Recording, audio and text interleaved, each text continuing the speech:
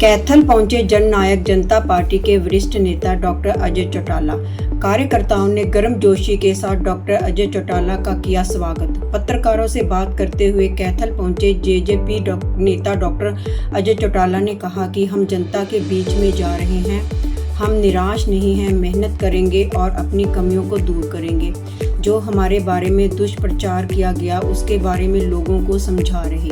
हरियाणा के मुख्यमंत्री नायब सैनी पर कटाक्ष करते हुए अजय चौटाला ने कहा कि मुझे तो नहीं लगता कि हरियाणा की कमान किसी के हाथ में है। आसमान पे था, मुझे देख करके मजाक करने लग गए कि चौधरी देवीलाल सड़कों पे विशिष्ट टुकड़े भाई वोट तो बचा कर। मुझे गुस्सा भी आए और मैं अकेला था, वो 10 दिन मारते हो, मैं मन में गांठ बांध के निकल आया। 1985 आया, चौधरी देवीलाल ने महन की विधानसभा से इस्तीफा दे करके उपचुनाव के लिए तैयारी की। डॉक्टर मंगल सेन को रोहतक से इस्तीफा दिलवाया। 2 उपचुनाव हरियाणा में हुए, चौधरी देवीलाल फिर 16,500 वोटों से जीते और जैसे ही चुनाव जीते वर्कर को फिर जान आ गई। जैसे ही वर्कर में जान आई उधर के बीच में लेकर के जा रहे हैं। जो कोई कमियां रही है उन्हें दूर करने का प्रयास कर रहे हैं। आज सरकार की बेकायदगियों को लोगों के बीच में पहुंचा रहे हैं। जो विरोध पक्ष के लोगों ने हमारे खिलाफ दुष्प्रचार किया उससे लोगों को आगाह कर रहे हैं। लगातार जो अपराध की बात कर रहे हैं, जैसे रविंद्र सैनी जी की भी हत्या की गई और लगातार जो क्राइम है लगातार बढ़ रहा है, नायब सैनी के हाथों में कमान दी गई है, क्या लगता है? मुझे तो लगता ही नहीं कमान किसी के हाथ में है। क्या आज तो पूरी तौर पे अपराधी बेलगाम है। प्रदेश में रोजाना 5 से 6 मर्डर की एवरेज आ रही है। सरेआम गोलियों से कहीं दूधिया भून दिया जाता है, कहीं रविंद्र सैनी को मार दिया जाता है। सोनीपत में रोजाना 2 मर्डर की एवरेज है। ये हालात पूरे प्रदेश के हैं और प्रदेश के मुख्यमंत्री 4.5 बरस के बाद कहते हैं मैंने 24 घंटे के लिए दरवाजे खोल दिए। इसका मतलब 4.5 साल दरवाजे बंद थे। एक दल गैर कांग्रेसी और गैर भाजपाई का तीसरा मोर्चा बनाने की बात कर रहे हैं। मोर्चे तो मैंने आपको उस प्रदेश की स्टेज पे खड़े होकर के बताए तो थे। बहुत बने इस प्रदेश में, बहुत राजनीतिक दल बने हैं। किसी का अस्तित्व है क्या? ये मोर्चा तो पहले भी 3 बार बन चुका। पहले क्या गुल खिले थे बताओ आप? इस मोर्चे ने क्या प्रदेश में किया था? कांग्रेस एक पोल खोलो अभियान शुरू कर रही है 15 जुलाई से सरकार के खिलाफ। सरकार की पोल तो खुली खुलाई है सामने आपके। क्या हालात हैं आज प्रदेश में?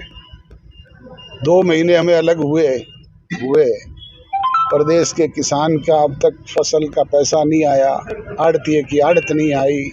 क्या दुर्गति मंडी में हुई, क्या हालात कानून व्यवस्था के हैं। मुख्यमंत्री जो हैं उनको यही पता नहीं वो खुद मुख्यमंत्री हैं या पहले वाले मुख्यमंत्री हैं अब तक। आपने 35 दिन वर्सेस 100 दिन का यहाँ पर आपने गुर दिया कार्यकर्ता को। 35 दिन के भी आपने याद दुआया, आप 100 दिन की बात चल रही है। क्या लगता है विधानसभा चुनाव को लेकर पार्टी प्रदर्शन कर पाएगी? अच्छा, मैंने तो बदलाव 8 घंटे में होते हुए देखे हैं। मैं आपको एक उदाहरण दे करके बताऊं। 1987 में जब चुनाव हो रहा था, चौधरी देवीलाल ने सभी लोगों को इकट्ठा किया था। उनमें पंडित भगवत दयाल भी शामिल थे। 7 टिकटें उन्हें दी गई थी। चुनाव से पहले उन्होंने निष्ठा बदल ली। चौधरी देवीलाल ने उनके प्रत्याशियों की टिकटें बदल दी। एक टिकट झज्जर की जो थी बदल नहीं पाए थे, वहाँ पे उनका प्रत्याशी रह गया। डर ये था कि वो प्रत्याशी जीते ना जाए कहीं हमारे सिंबल पे। हमें 8 घंटे पहले ड्यूटी लगाई कि जाकर के लोगों को कहो कि हमारा कैंडिडेट ये नहीं है, हमारी कैंडिडेट मेघावी कीर्ति है। जिस मेघावी कीर्ति को 800 वोट की उम्मीद भी नहीं थी, वो 38,000 वोटों में 8 घंटे में जीती। तो परिस्थितियाँ 8 घंटे में बदल जाती है। सर क्या मानते हैं कि 4.5 साल का कार्यकाल अच्छा रहा सरकार का पिछले साल? आप मुझसे ज़्यादा आकलन करते हैं इस मामले में। आप बताएं सर, आप क्या मानते हैं?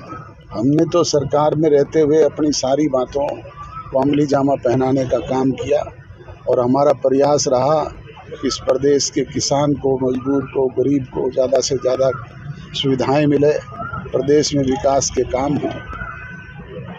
हरियाणा बेरोजगारी में पहली बार 4.5 साल, अब भी बेरोजगारी में नंबर 1 चल रहा है। अब ये बात तो मुझसे आप गलत कहलवाना चाहते हो, मैं कहूँगा आप ना पहले बेरोजगारी में नंबर 1 था 2022 से आंकड़े चल अरे रहे नहीं, आंकड़े कोई कुछ दे दो, चाहे आंकड़े तो मैं दे दूं कि 100% तू झूठा है, फिर तू झूठा हो जाएगा। मेरे कहने से आप कोई ये झूठे हो जाओगे क्या? Sir national sample survey office की रिपोर्ट है सर, पिछले 75 सालों के 45 सालों की तुलना में अब की बार बेरोजगारी सबसे ज़्यादा है। दिखाओ कहाँ है वो। दुष्यंत चौटाला जी जानते हैं सर इस बारे में? मैं भी जानता हूँ, मैं पढ़ा लिखा हूँ, PhD हूँ, उसका बाप हूँ। बड़ी बात कर होंगे भाई, उनसे पूछो ना। आप एक बार एक प्रश्न आप ये उनसे पूछो कि वो क्यों नहीं आए। पार्टी की मीटिंग थी, आना चाहिए था। बुलाया गया है सर उनको? भाई हमने तो पार्टी को सबको बुलाया है। भाजपा के साथ आप कह रहे हैं नुकसान हुआ सत्ता में रहने का, लेकिन उसके बाद भी जो शिक्षा के मुद्दे हों, रोजगार के मुद्दे हों, अब पार्टी कहीं ना कहीं सड़क पे नजर नहीं आ रही है। दोबारा इकट्ठा कर रहे हैं, संगठन मजबूत करने का काम कर रहे हैं। मैंने यही तो बताया कि हम अपने कार्यक्रम को लेकर के लोगों के बीच में जा रहे हैं। प्रॉपर्टी बेचने और खरीदने के लिए संपर्क करें फेयर डील प्रॉपर्टीज।